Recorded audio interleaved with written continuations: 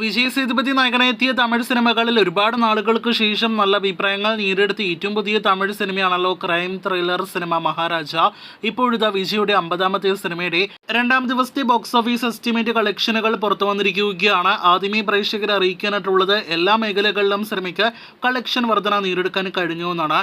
നമ്മുടെ കേരളത്തിലേക്ക് തന്നെ ആദ്യമേ വരികയാണെങ്കിൽ ആദ്യ ദിവസം വെറും 1,55,000 മുകളിലായിരുന്നു ഇതേ സമയം ട്രാക്കിംഗ് കളക്ഷൻ എങ്കിൽ ഇന്നത് 19 ലക്ഷത്തിന് മുകളിലേക്ക് എത്തപ്പെട്ടിരിക്കുകയാണ്. അപ്പോൾ ഒരു വേറെ ലെവൽ കളക്ഷൻ വർധന സിനിമ 2ാം ദിവസം ആദ്യ ദിവസത്തെ അപേക്ഷിച്ച് കേരളത്തിൽ നേടിയെടുത്തിരിക്കുകയാണ്.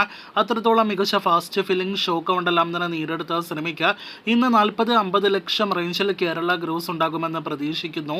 എന്തായാലും 2 ദിവസത്തെ സിനിമയുടെ കേരള ഗ്രോസ് 50 ലക്ഷം കടക്കുമെന്ന് ഏറെക്കുറെ ഉറപ്പാക്കപ്പെട്ടിരിക്കുകയാണ്. കേരളത്തിൽ 2ാം ദിവസം കളക്ഷൻ വർധനയാണെങ്കിൽ പിന്നെ തമിഴ്നാട്ടിലെയും വേൾഡ് വൈഡ് കളക്ഷൻ എസ്റ്റിമേറ്റിന്റെയും കാര്യം പ്രത്യേകം പറയേണ്ടതില്ലല്ലോ. ആദ്യ ദിവസം 3,50 ലക്ഷമായിരുന്നു സിനിമയുടെ തമിഴ്നാട് കളക്ഷൻ എങ്കിൽ 2 ദിവസത്തെ തമിഴ്നാട് കളക്ഷനായിട്ട് നിലവിൽ നാം പ്രതീക്ഷിക്കുന്നത് 10 കോടിയോളം രൂപയാണ്.